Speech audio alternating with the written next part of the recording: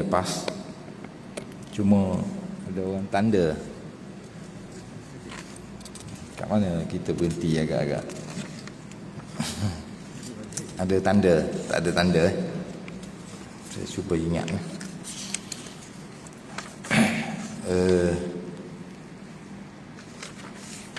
Kita masih lagi, of course lah, kita masih dalam surah Al-Baqarah. Itu kita kerana surah Al-Baqarah ni 286 ayat ya. Pada hari ini insya-Allah kita akan meneruskan lagi perbincangan kita. Saya akan sambung mengikut apa yang saya rasa kita pernah berhenti dalam kuliah yang lepas,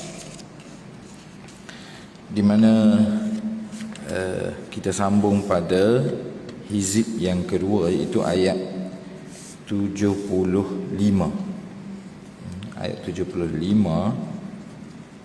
Dalam perbincangan ini Allah Subhanahu wa taala menyatakan, auzubillahi minasyaitonir rajim, afatatma'una an yu'minu lakum wa qad kana fariqum minhum وَقَدْ كَانَ فَرِيقٌ مِّنْهُمْ يَسْمَعُونَ كَلَامَ اللَّهِ ثُمَّ يُحَرِّفُونَهُ مِنْ بَعْدِ مَا عَقَلُوهُ وَهُمْ يَعْلَمُونَ. Di sini perbincangan dalam surah Al-Baqarah ini sebenarnya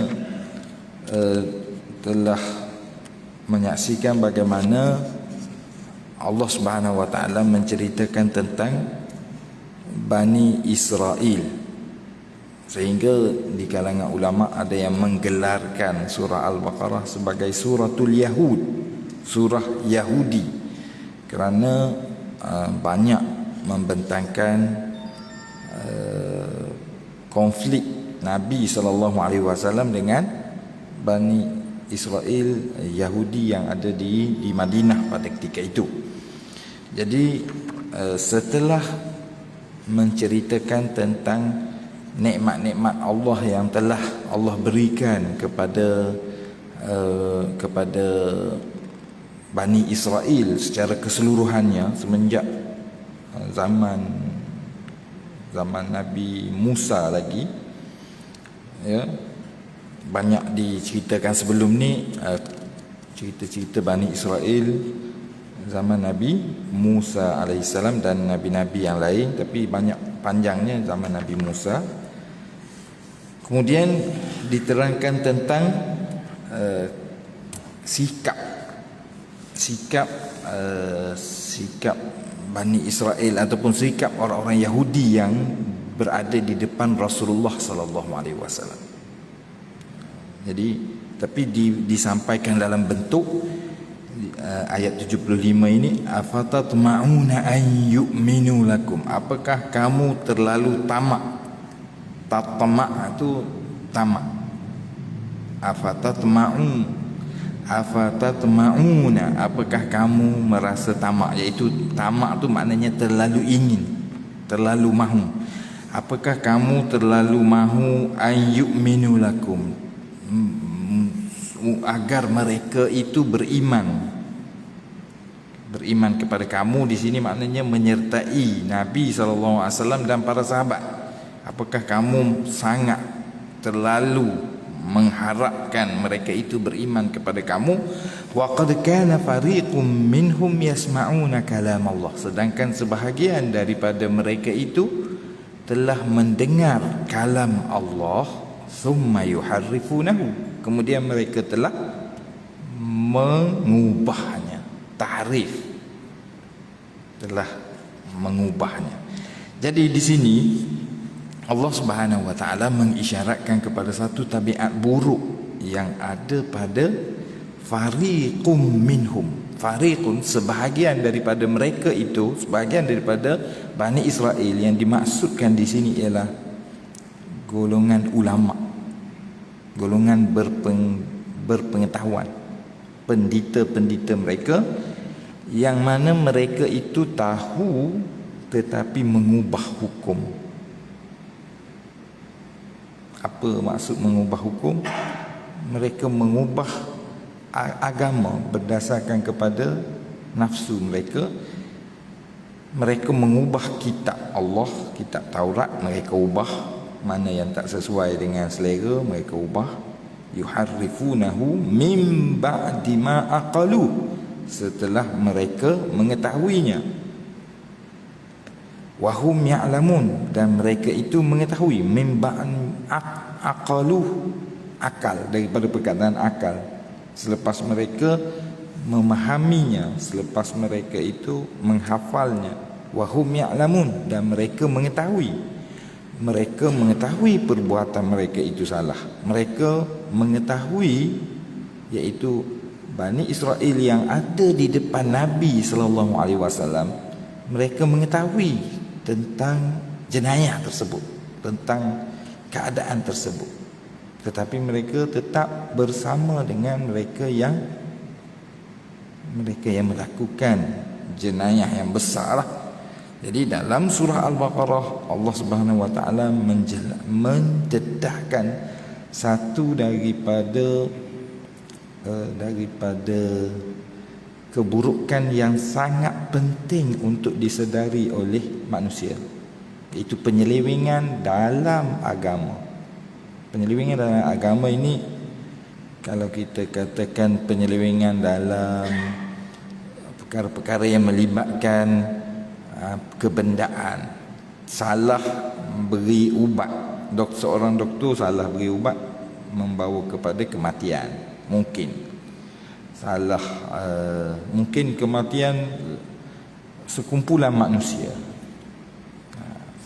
tetapi salah dalam penyelewengan dalam perkara-perkara asas berkaitan dengan agama membawa kepada kesesatan, dan kesesatan itu membawa ke neraka. Jadi di sini Al-Quran menyentuh isu yang besar yang berlaku lah pada ketika itu, dan inilah yang akan berlaku di sepanjang zaman. Wa idza laqul ladzina amanu qalu amanna, apabila mereka bertemu orang-orang yang beriman, mereka berkata amanna, kami telah beriman. Wa idza khala ba'duhum ila ba'd, apabila mereka kembali kepada sebahagian dari yang lain, maka apabila mereka bertemu sesama mereka, qalu, mereka berkata. Okey, Al-Quran sering menggunakan teknik dialog untuk menerangkan tentang sesuatu mesej, tapi dia sampaikan dalam bentuk dialog yang kita kena faham dialog tersebut apakah yang nak disampaikan. Perbualan yang dipetik daripada Bani Israel di sini ialah atuhaddithunahum bima fatahallahu alaikum, apakah kamu memberitahu mereka, maknanya geng Yahudi, dia bercakap bersama mereka, dia kata, mengapa kamu beritahu orang Islam bima fatahallahu alaikum, apa yang kamu tahu? Apa dia? Iaitu mereka di depan orang-orang beriman, mereka mengaku beriman, mereka mengaku Nabi SAW adalah Rasul utusan Allah. Jadi mengapa kamu kata macam tu? Memang orang Yahudi tahu Nabi Muhammad itu adalah Rasul, tapi mengapa kamu kata macam tu? Liuhajjukum bihi 'inda rabbikum, mereka akan menjadi saksi Allah di hari akhirat nanti. Jadi nampak tak pemikiran Yahudi ni? Jangan kata Muhammad tu betul, sebab kalau kamu kata dia betul, itulah bukti Tuhan nak adili kamu di hari akhirat nanti. Maknanya kamu telah mengaku tapi kamu tidak beriman, tapi mengaku depan mereka. Jadi ini pemikiran yang celaru. Dia pemikiran celaru. Sebab apa dia celaru? Sebab, cuba tengok, dia takut sebab mengaku di depan orang beriman tu akan jadi saksi Allah di hari akhirat. Okeylah, kalaulah kamu tak beriman, tapi kamu orang beriman tu tak jadi saksi, kamu tak mengaku depan mereka, apakah kamu terlepas? Tidak juga, sebab Allah Maha mengetahui. Jadi di sini ada pemikiran yang celaru, tak faham sifat Allah Subhanahu Wa Taala Maha mengetahui. Dengan Tuhan ni kamu tak boleh lari. Jadi bukan isu kamu buat salah depan orang baru kamu takut, belakang orang kamu tak takut, bukan. Bila buat salah depan orang baru takut, seolah-olah depan orang tu je salah. Ini pemikiran Yahudi, pemikiran celaru. Buat salah ni belakang orang pun tak masalah, sebab dosa tu bukan kira depan orang belakang orang. Dosa Allah Subhanahu Wa Taala Maha mengetahui.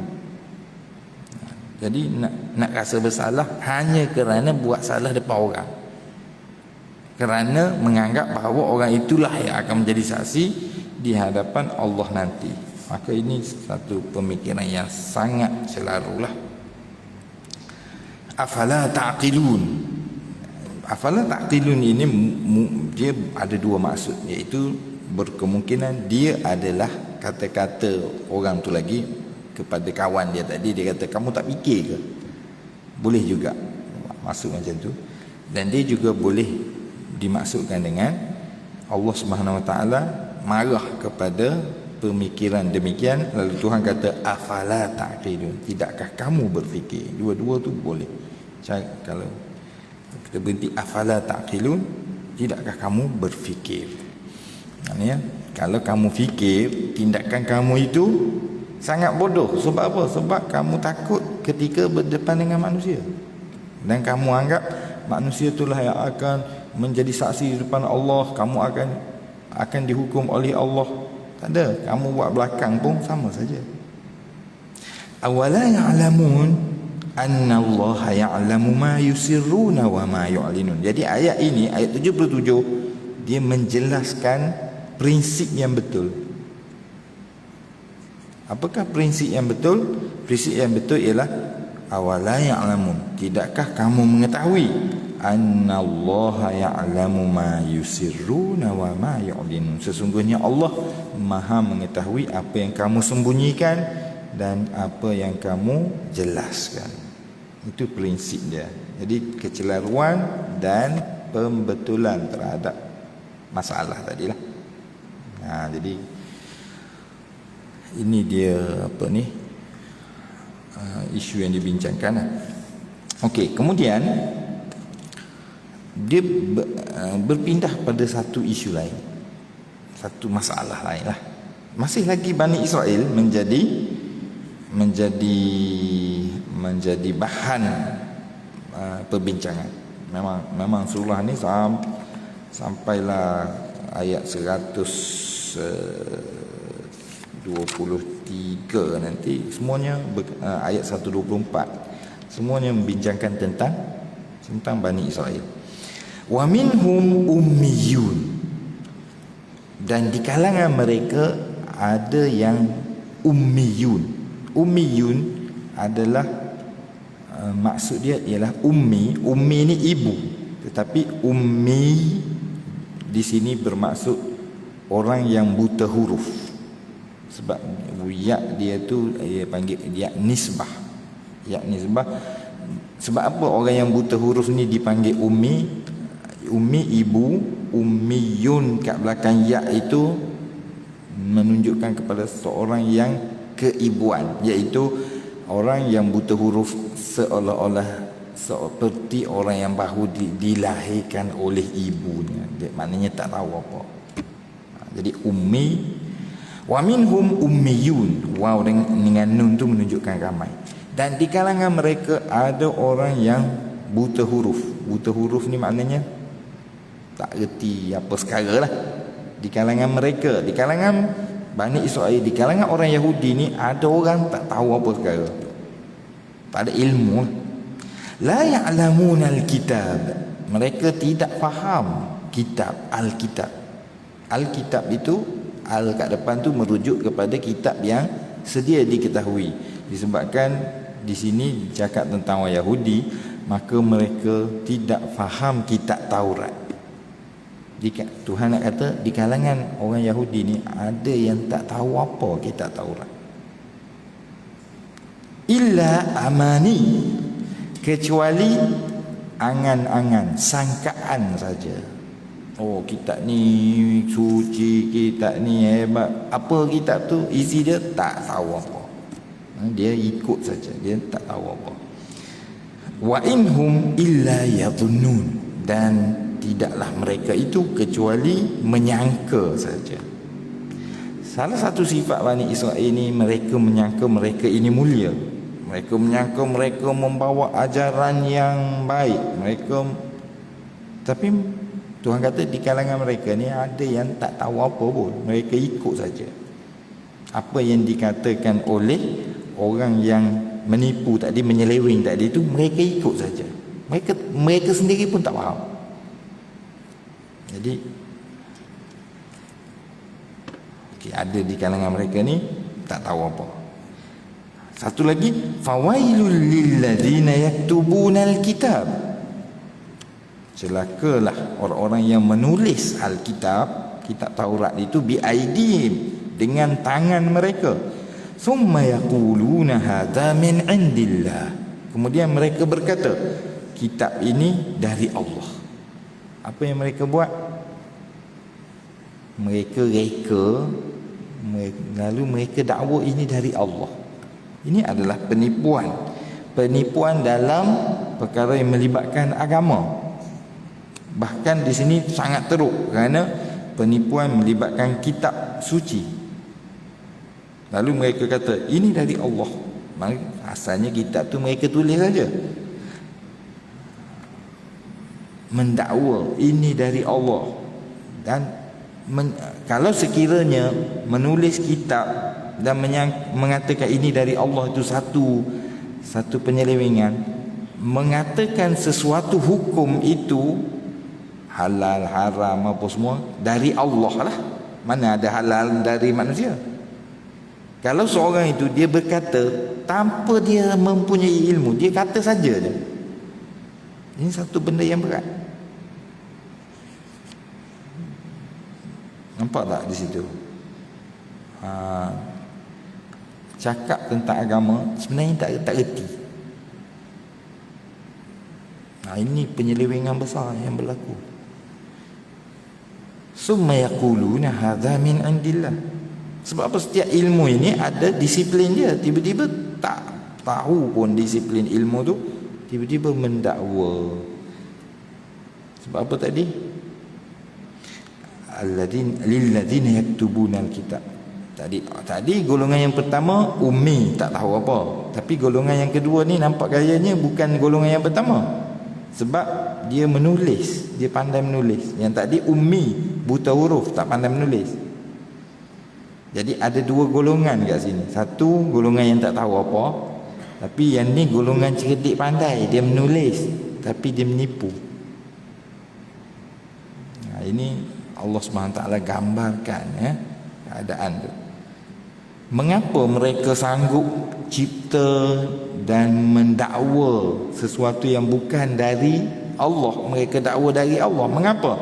Liyashtaru bihi thamanan qalila, supaya mereka menjualnya dengan harga yang murah. Yani di sini ada unsur habuan, kerana nak dapatkan sesuatu keuntungan dunia itu sedikit, lalu Allah nyatakan di sini thamanan qalila, harga yang murah. Walaupun mungkin dari sudut dunia manusia, dari sudut manusia mahal, tapi di sisi Allah murah, sebab dunia itu murah. Jadi nampak di sini cerita ni menggambarkan situasi penyelewengan dalam perkara keagamaan yang dilakukan oleh orang yang tidak bertanggungjawab. Mereka ada objektif keduniaan, mereka nak habuan. Habuan ni biasanya dalam bentuk apa? Habuan yang dunia. Habuan dunia ni harta. Habuan dunia juga pengaruh, pangkat, pujian. Lalu Allah Subhanahu Wa Taala memperlihatkan kemurkaan Allah pada orang seperti ini. Lalu Tuhan kata fawailul lahum. Kita terjemah wail ni, ada yang mengatakan wail ni ialah neraka, salah satu wadi, salah satu lembah dalam neraka. Tetapi yang jelasnya wail ni di sini bermaksud celaka. Fawailul lahum mimma katabat aydihim. Maka celakalah apa yang mereka tulis dengan tangan mereka. Wa wailul lahum mimma yaksibun, dan celakalah apa yang mereka dapat, habuan tadi. Jadi dalam ayat ini, saya kira ayat ini adalah ayat yang paling keras dalam Al-Quran, kerana dia mengandungi 3 wail tadi. Tak ada lah dalam Al-Quran ayat yang mengandungi 3 wail ayat ni, yang ditujukan kepada orang yang menyelewengkan agama. Maknanya ini satu amaran yang sangat keras dari Allah Subhanahu Wa Taala. Dan dalam masyarakat Bani Israel perkara ini telah berlaku. Okey, jadi apakah penyelesaiannya?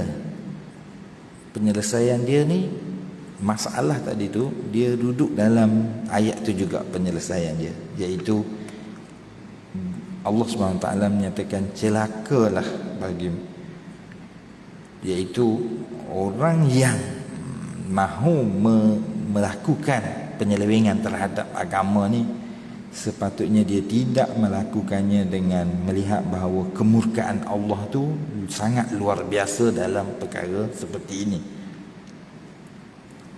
Oleh itu kita berhati-hatilah dalam urusan agama. Jangan kita mendakwa tak tentu hala. Tapi Bani Israel ni maksimal keburukan dia, sampai kitab suci dia pun dia tambah sendiri. Sebab itu versi-versi dia berbeza, sebab berdasarkan kepada tambah, orang ni tambah sikit, orang ni tambah sikit.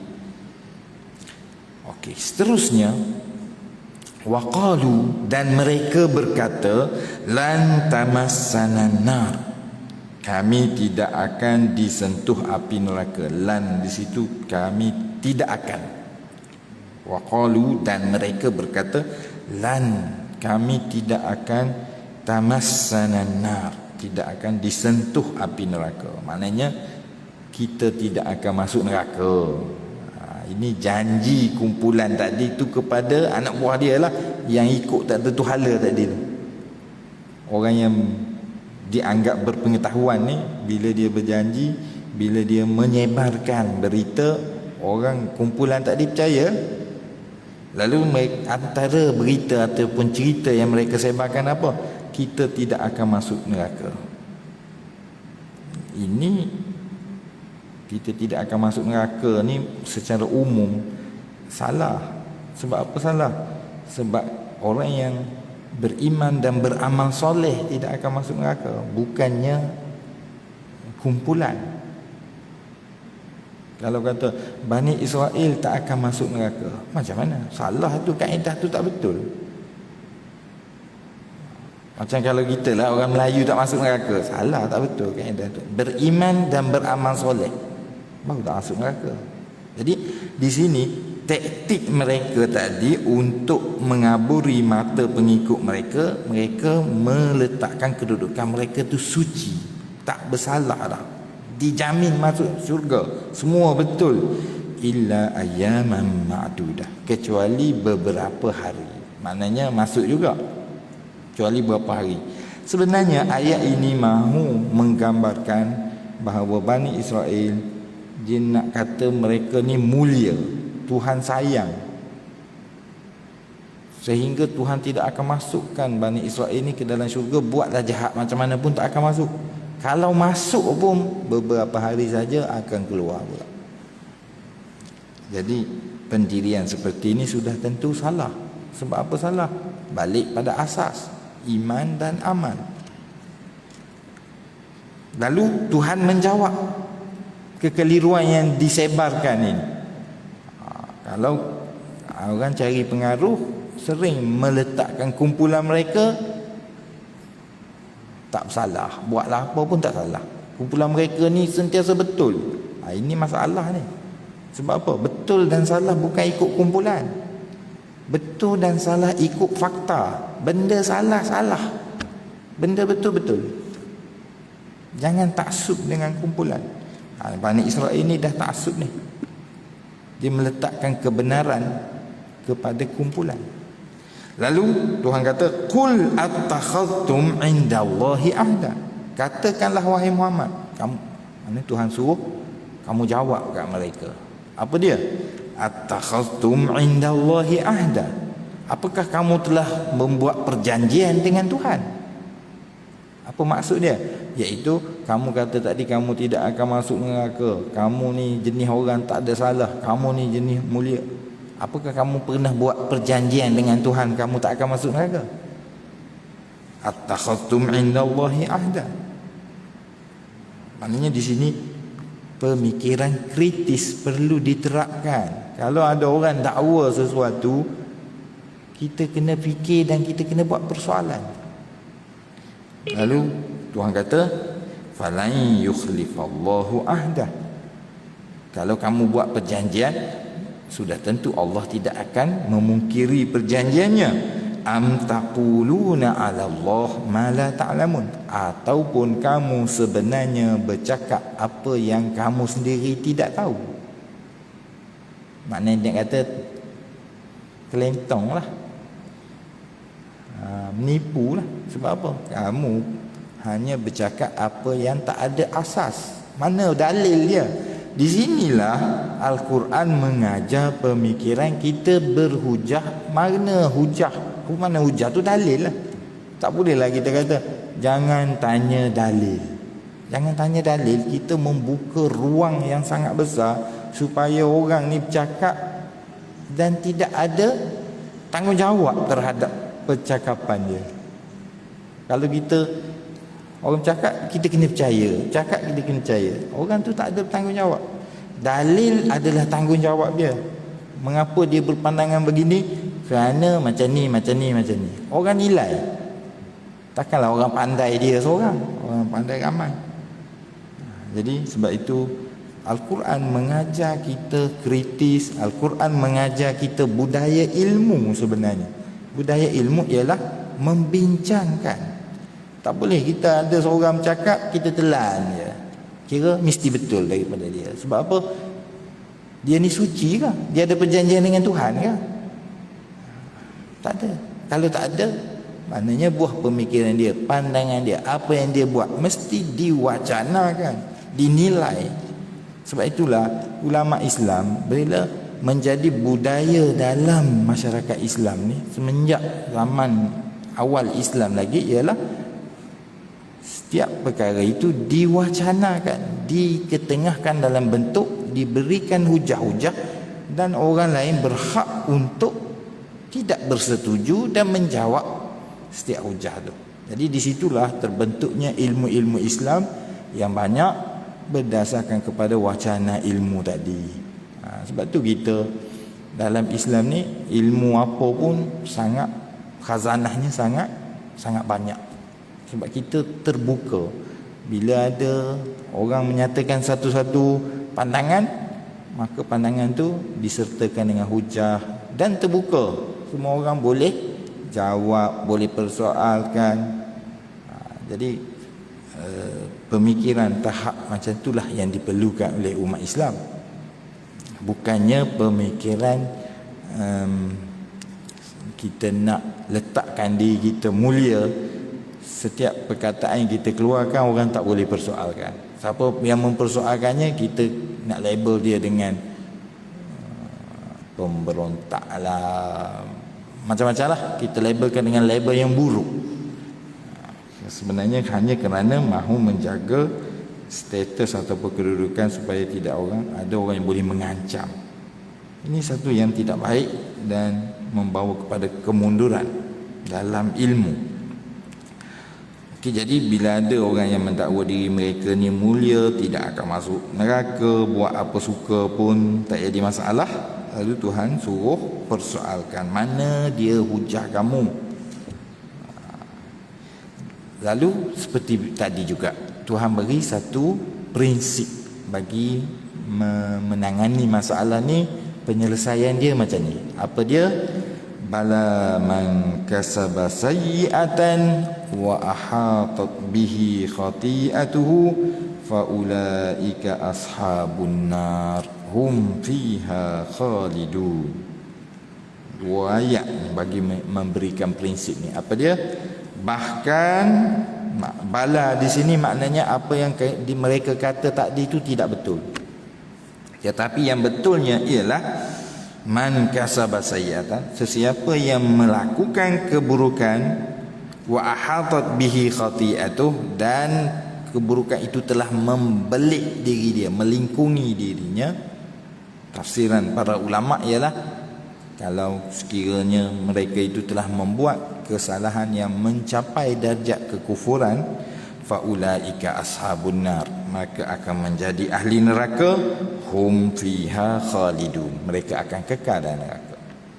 Apabila kamu dah buat satu kesalahan yang kesalahan itu mencapai darjat kekufuran, kamu akan kekal dalam neraka. Tak kira lah siapa kamu tadi, kan? Walladzina amanu, dan orang-orang yang beriman, wa amilus solihat, dan beramal soleh, ulaika ashabul jannah, mereka adalah ahli syurga, hum fiha khalidun, mereka kekal. Nampak di sini prinsip yang penting. Kita percaya semua prinsip ni, tapi bila apply tu kurang sikit. Apa dia? Tak ada orang yang dianggap kedudukan istimewa Tuhan, tak ada. Iman dan amal, itulah yang membuatkan seorang itu jadi ahli syurga, menjadi orang yang mulia. Dakwaan, kumpulan, puak tidak memberi apa-apa kemuliaan. Darah, keturunan, tak ada. Sebab apa pada hari ini ada orang mendakwa kita kena ikut dia sebab dia ni keturunan sekian.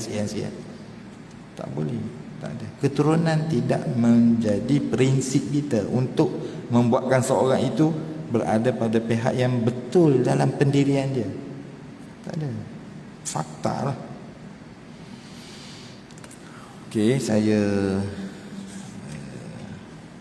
rasa ini adalah stesen yang baiklah untuk kita berhenti, kerana selepas ini pun dinyatakan juga, tapi dalam bentuk yang agak panjang, ya, iaitu Allah Subhanahu Wa Taala. Tuan-tuan boleh buat homework kat rumah. Ayat ni dinyatakan dalam bentuk perjanjian yang telah Bani Israel lakukan. Perjanjian dengan Allah, perjanjian untuk taat kepada Allah Subhanahu Wa Taala, dalam ayat 83 dengan 83 dengan 84. 85 sekali. Itu dia punya dia panjang dia punya perbincangan dia. Jadi insya-Allah kita akan sambung dalam kuliah kita yang akan datang. Mudah-mudahan sedikit sebanyak kupasan ni dapat memberi perkongsian yang baik kepada kita bahawa Al-Quran dalam surah Al-Baqarah membincangkan satu isu yang besar lah dalam masyarakat, dan isu-isu yang dibentangkan di dalam Al-Quran ni adalah isu sepanjang zaman. Dia bukanlah sejarah Bani Israel ataupun cerita Bani Israel macam tu saja, bukan. Sebab Al-Quran adalah kitab panduan kepada manusia. Dia memberitahu suatu yang sentiasa wujud dalam masyarakat manusia. Jadi setakat itu saja yang dapat saya sampaikan. Saya sudahi dengan wabillahi taufiq wal hidayah. Wassalamualaikum warahmatullahi wabarakatuh.